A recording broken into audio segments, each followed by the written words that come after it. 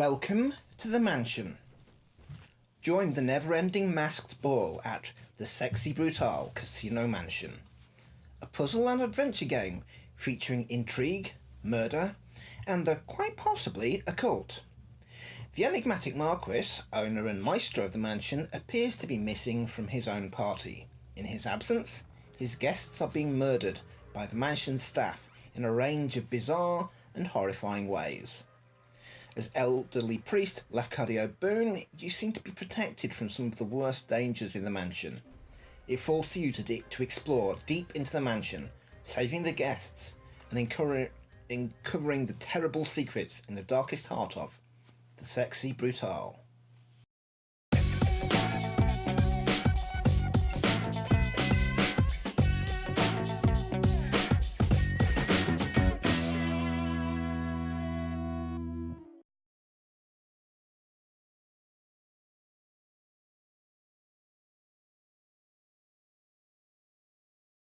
Last year when I got my Nintendo Switch, I was looking for games to play.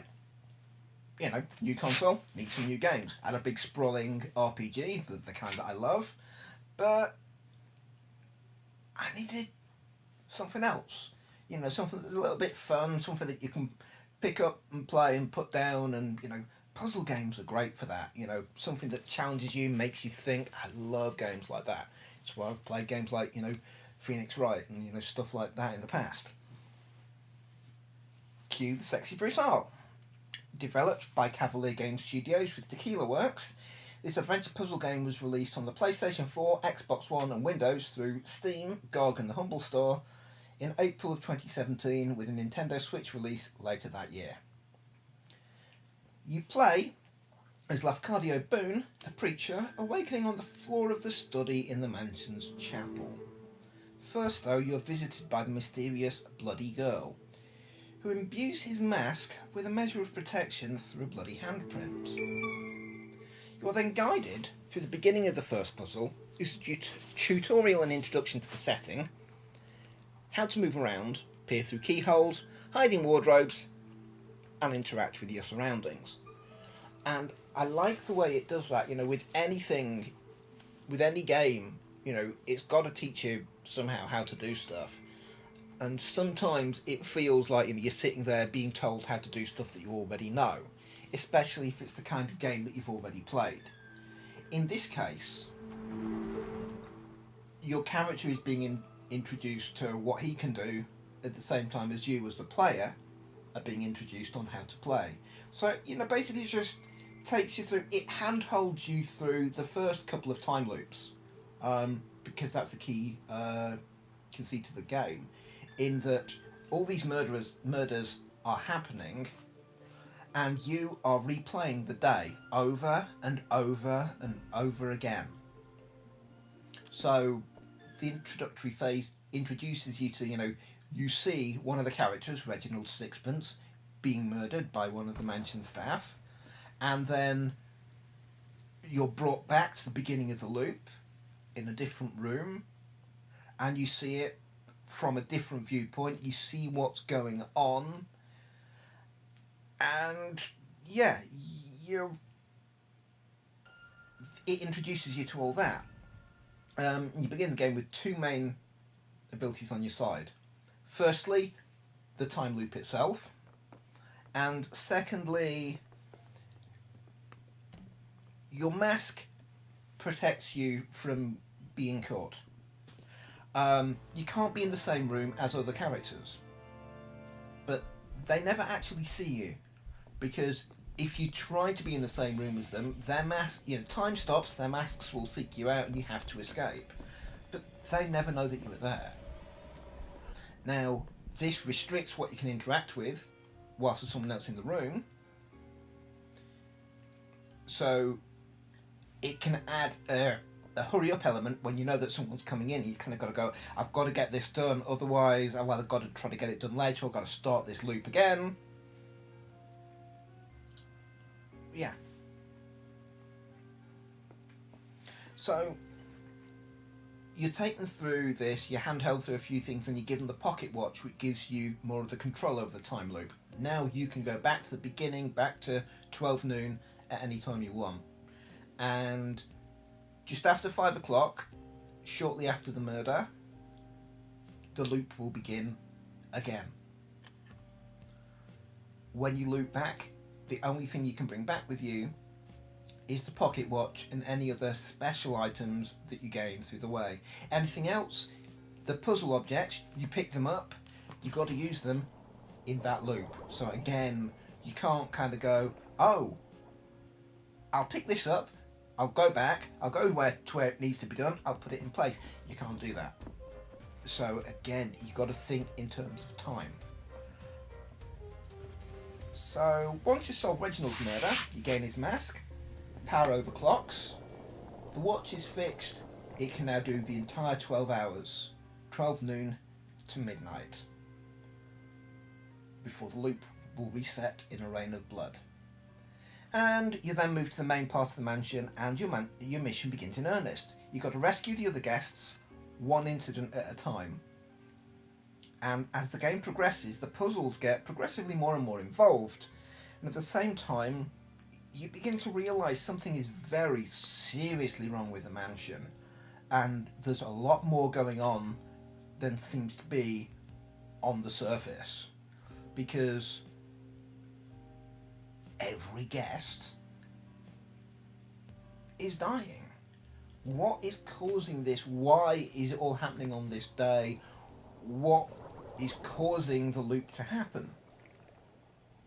And where is the Marquis, the owner of the mansion and the host of the party?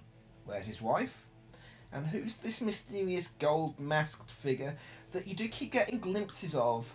You won't necessarily see him earlier in the game until you find out what he's doing right near the end, but sometimes if you just happen to peek through a window or through a keyhole or walk into a door, you'll see this golden masked person walking out. Who is he? And what's the house at the end of the garden? So it's an involved and clever and fascinating mystery. And just everything plays in, and all of the characters have their own, interactions, and the entire story plays into itself. The audio, the soundtrack is gorgeous.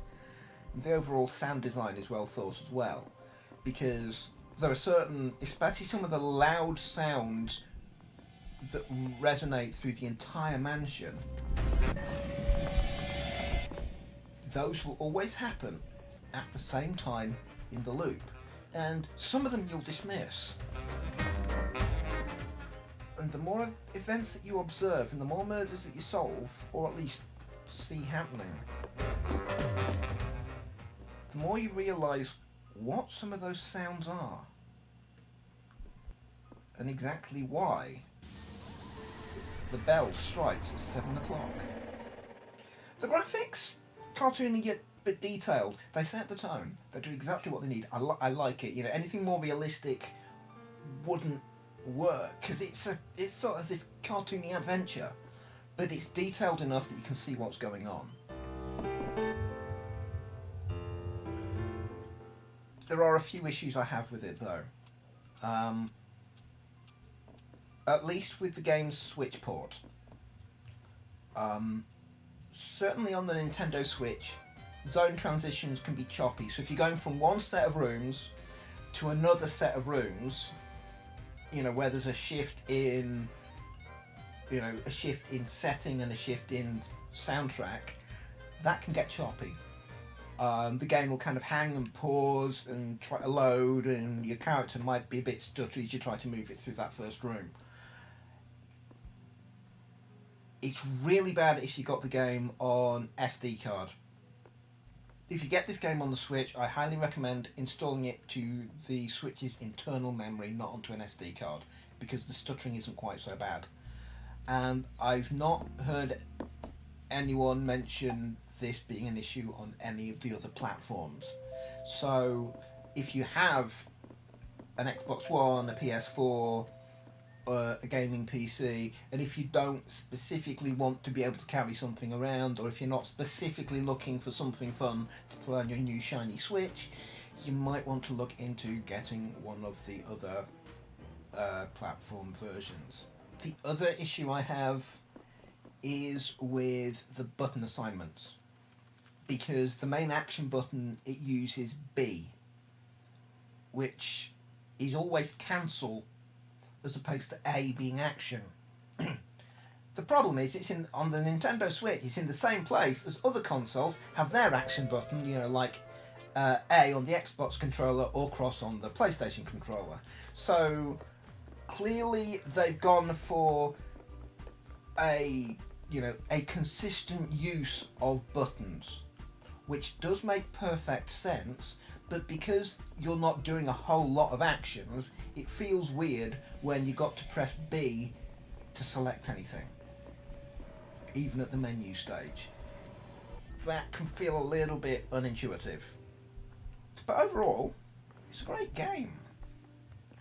The more you observe during the loops, the more you realise just how much each sequence's events have been planned to work around and tell the entire story.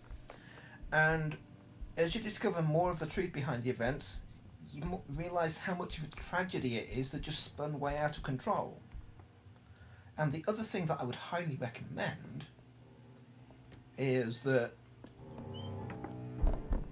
further in the game, when you've got a bit of time, or as you're trying to figure out things, or at the end where you got the ability to just free roam and observe events happening, try to watch entire areas play out, because it's fascinating as you see which parts of the mansion tie into others,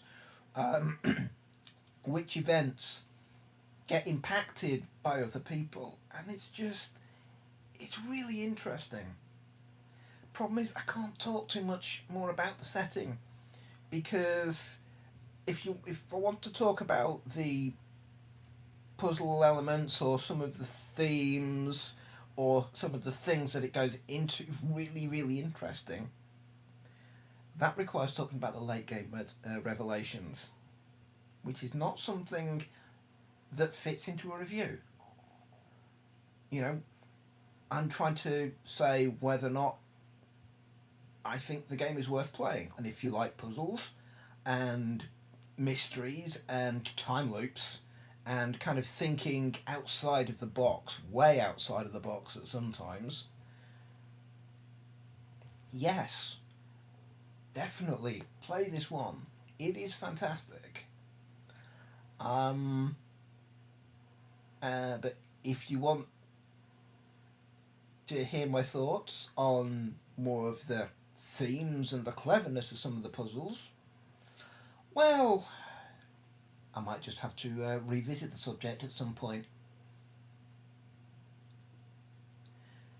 Okay, so first gaming video in a while, the review of Sexy Brutale.